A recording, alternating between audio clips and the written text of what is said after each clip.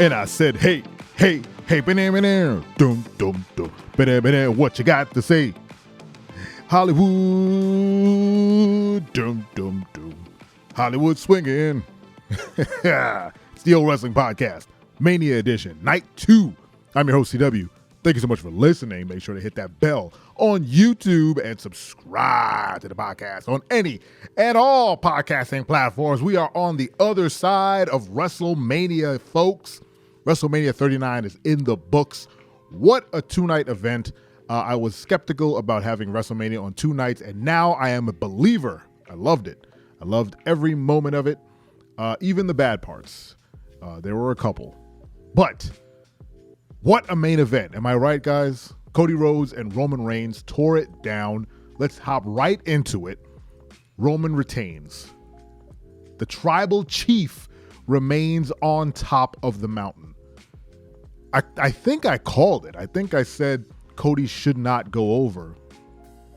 I don't remember why I said it. I say a lot of things on this podcast, but it was said at some point. Everyone thought Cody was going over. They were really pushing that narrative. They wanted a happy ending, and they gave us the swerve, and I appreciated it. You know, by the middle of the match, I could have gone either way. I was like, if Cody wins, I'm happy. If Roman retains, I'm happy. And Roman retained in typical bloodline fashion, but when you have a faction as dominant as the bloodline, of course Jimmy and Jay are going to show up. Why wouldn't they? The fact that they dropped the titles and Reigns didn't gives us a lot of good storyline opportunities for the six of them, with Raw after Mania coming up tonight. Who knows who's getting called up? I believe Braun Breaker is coming up. He just dropped the title to Carmelo Hayes, I believe. So he's definitely coming to the main roster, probably headed to SmackDown. Will probably show up on Raw, honestly.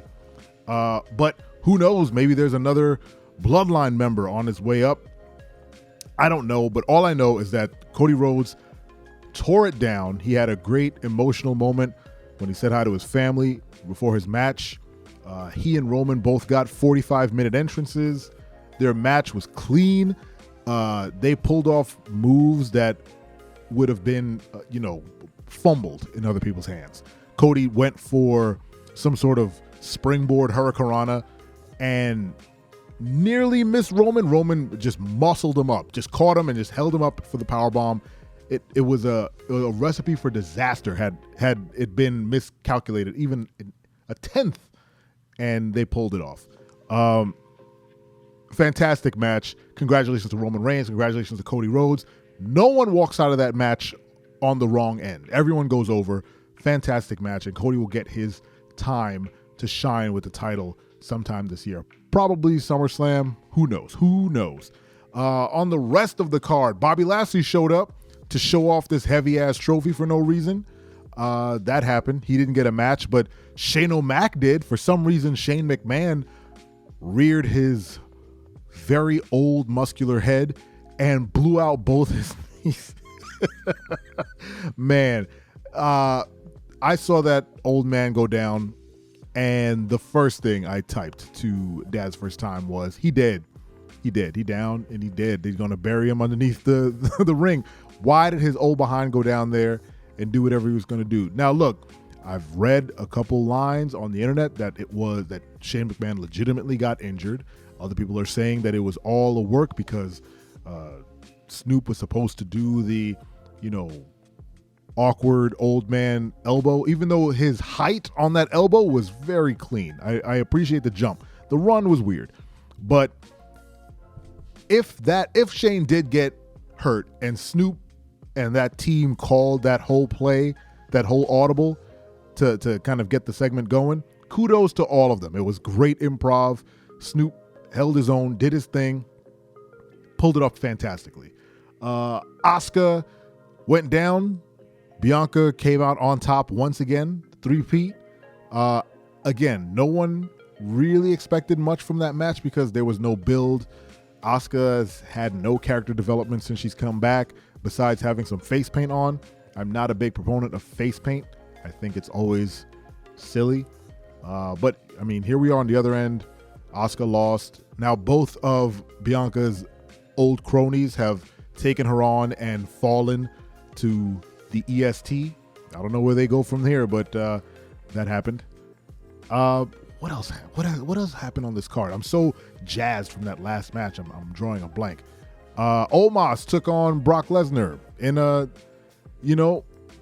better than I thought it would be match. Omos, they didn't do a whole lot, and Omos, didn't look as awful as I expected. He always has a long way to go, and again, I'll just say he can do things that I can do. So kudos to him. He tossed Brock around. Brock obviously picked up the win, but it wasn't a squash. So, good on them all. Edge took on Finn in what was a Hell in a Cell match.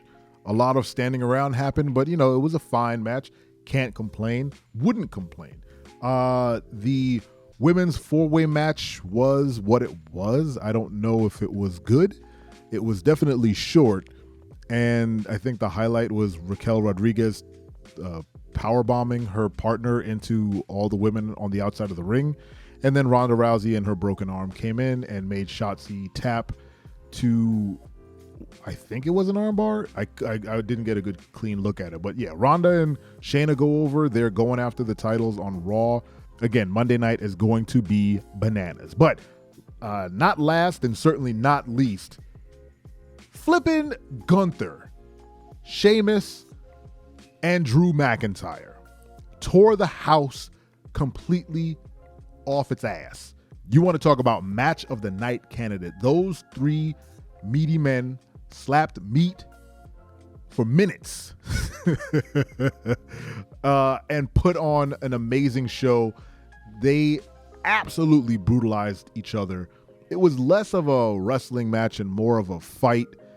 Gunther came out on top, as we all predicted, which was best for business, honestly. Gunther needs to hold that title and continue to hold the prestige. Again, he is a made man after Rumble. He did his thing. He ended it on a powerful note. He literally powerbombed Sheamus into Drew McIntyre, then picked up Drew McIntyre, powerbombed his ass too for the pin. But the match was incredible. The match was fun. It was a fun wrestling match. It was a fun wrestling match. I said it twice because I meant it. Those three men, Drew, Gunther, and Sheamus, definitely went out for beer after that because they 100% tore the house down. It was match of the night. Roman and Cody had a great match, but they didn't have that match. That the Intercontinental Championship match was the fun match of the night. Roman and Cody were more the dramatic match of the night. It was a fantastic card. What an amazing thing to have WrestleMania on 2 nights. It gives them more opportunity to do more things. I appreciate it. There were some, low spots where they could have inserted some more content, like Bobby Lashley coming out and holding that, Andre the Giant trophy, clearly struggling with walking around with it, was weird. The fact that Shane O'Mac got a match and blew out his knees and LA Knight didn't show up after all that talk and bluster of him having his own WrestleMania moment. There was just some things they could have added, but again, hindsight is 2020.